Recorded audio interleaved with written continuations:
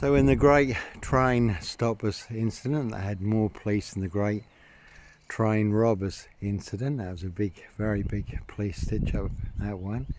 This is where I had to do 100 hours community service. Hello there, you alright? And that was a classic. You're welcome, you can come through. You can, that was a big classic stitch up, as I say. We caught the 5:20 train back from Norwich, and I was pretty done in by then. I was all in, pretty tired, and we were in the guards, in the carriage, where half of it is the guards van and half of it is, seats. It's only 10 paces, it's only half the size of a normal carriage, but there is a nice heater there where the wheelchairs go, and I was pretty bushed, so I thought, well, I'll get my head down for 40 minutes before we hit this. So I'd been up almost 24 hours, and that was it. So I just crashed there. Brian and Terry, we were sitting in the seats, and Calvin. And then I was woke up by this big off-duty transport copper, Mark Simpson, big gorilla, about 6'4", 20 stone. And I was facing the bulkhead, laying by the heater. Wasn't drunk, and so he asked me, did I have a ticket? Now, we were not avoiding paying for tickets. You can get tickets on a train. Brian had £175 on him. He was drunk and he was crashed, but I had a £50 note on me, of cards too. So, it was only a £5 train journey, so that, and that would not be where you would be if you were trying to avoid a train fare. You wouldn't be in the carriage right next to the guards van. And so he woke me up and he asked me, this off-duty transport copper, my motorcycle copper from London, did I have a ticket? And I said no, because I only just woke up. I said no. He said, right, I am a police officer. And I said, well, what do you do? And he said, I'm putting you off the train at the next station. I said, well, you can if you want, mate. I said, I live there. So I come to a bit, he took his hand off my arm, because I was laying on my side facing the bulkhead. So I've come to a bit, and I thought, well, I'll get up and sort a ticket out. And as I started to get up, I hadn't been cautioned, hadn't caused any problem, wasn't under arrest. And as I started getting up, he went, stay down, and started to push my face into the heater. I thought, well, I ain't having this, mate. And I'd got enough for my legs to push up.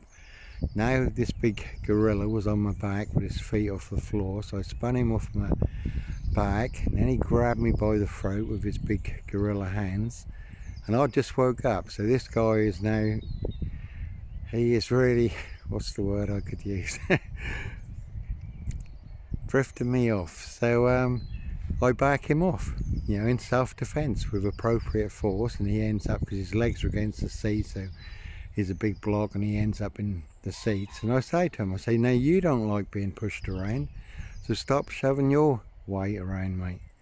So he got up, stared me in the face, like a big psycho face, big psycho eyes, and I just stood my ground. And then he called, to somebody at the door, that was the manager and stewardess, call for backup, call for backup. And then he stormed off, and the conductor just stood there. And I said to him, if you want a ticket, you don't have to let your big gorilla loose in here, mate. So then he walked off, with his head down. And and then we pulled up outside of Dis, and there were more police. The train didn't go into Dis station, that was pulled up on the bridge. And there were just police lights after police lights, all his transport coppers, Dis coppers.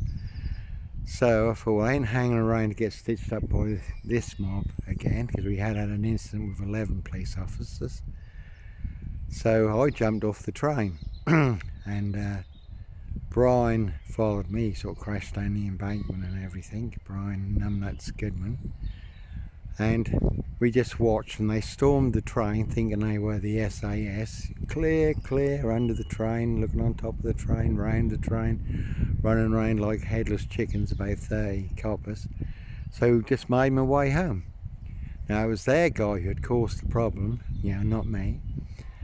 And at 10:30 I got a knock at the door, and there normally has 3 or 4 coppers, but there was 13 police officers and CID because obviously this police had told them that I was such a mad psycho serial killer.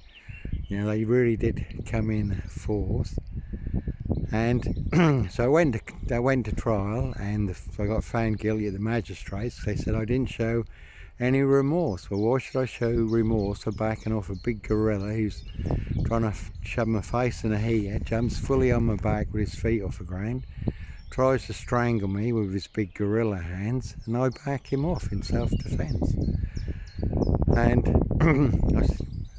I said to the judge, I said, if I walk out of here and someone jumps on my back, you know, in self-defense, I will remove that person. And I went to Crown Court. I forget what loophole they found again. But then the Criminal Review Commission, they took up my case. That's ex-judges and lawyers and barristers.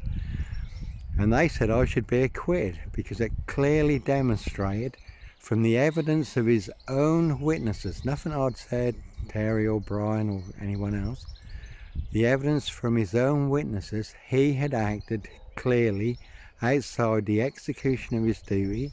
That was battery towards myself, so they ordered it back into Crown Court, which went, so back into Crown Court I go, big red robe judge, who in their big loophole, because the transport police and Anglia Railways can't have little old me bringing them down, he claims that I used too much force to remove this big gorilla from myself, because he ended up in the seats where his legs were against the seats and he just was off balance. He's a big block and he went down into the seats, so that was appropriate force in self-defense. So with all the court costs, loss of earnings, and I also had to pay him £100 compensation because he lost the button off his girl's blaze. Cost me £2,000 for a £5 train journey, and you're going back a lot of years, that'd be more like £3,500 now. And I could have literally gone on a world cruise. I could have gone around the world for this money. And that's where it's all wrong. You know, when you get set up and stitched up and by the police, they walk away scot-free. They're the ones who've caused the problem, and you've just acted in self-defense. But you're the one who gets found guilty and fined and have to pay compensation and do 100 hours community service. And he, the big gorilla, Mark Simpson, transport copper, motorcycle copper in London, walks away scot-free. And like I say, he even had to pay him £100 compensation. So, you know, no justice, just us. And that was the same I mentioned, you know, about the incident with 11 police officers in Mere Street. They attacked me from behind. They were banging my head on the wall and on the concrete. You know, and I did act in self-defense. The one who was roughing me up the most, the only way I could back him off, you know, I kneed him in the groin. I was handcuffed at the time too. That's the only way I could stop him, knee him in the groin. Said bruising to his inner thigh on my police report, and that went to a special trial. A special judge was brought in, one day at Thetford, one day at Swaffham, 11 police officers. Now you would have thought that one police officer had written one statement and made 10 photocopies. You know, their statements were so watertight, claiming that I'd attacked them, tried to punch them, kick them, headbutt them, and so forth, which never happened. They attacked me from behind. And the duty solicitor said, Johnny, whatever you do, don't appeal, because if you do, I'll go to Crown Court, you'll get double time. You're looking to 6 to 12 months in prison on fabricated evidence. But they'd overlooked a man who was standing in a shop doorway waiting for a lift for his wife, who was appalled what he saw me subjected to. Who I spoke to, you know, a week or so later, he came up to me. And when they found out I'd got a witness who could prove that their statements were false and they were lying, and they had attacked me from behind, not the other way around, at the trial they dropped all charges and I was free to go. But if that man had not been in that shop doorway, I would have gone to prison for 6 to 12 months for a crime I never committed, you know, and they would have walked away scot-free. And that's the same in the big Norfolk Bacon SS, Sandringham serial killer, paedophile, rapist, ripper, black wizard, terrorist, dish shooter. You know, that's the biggest monster bluff, porcupine, serial killer lie. in the UK. Anyhow, God bless. Take care.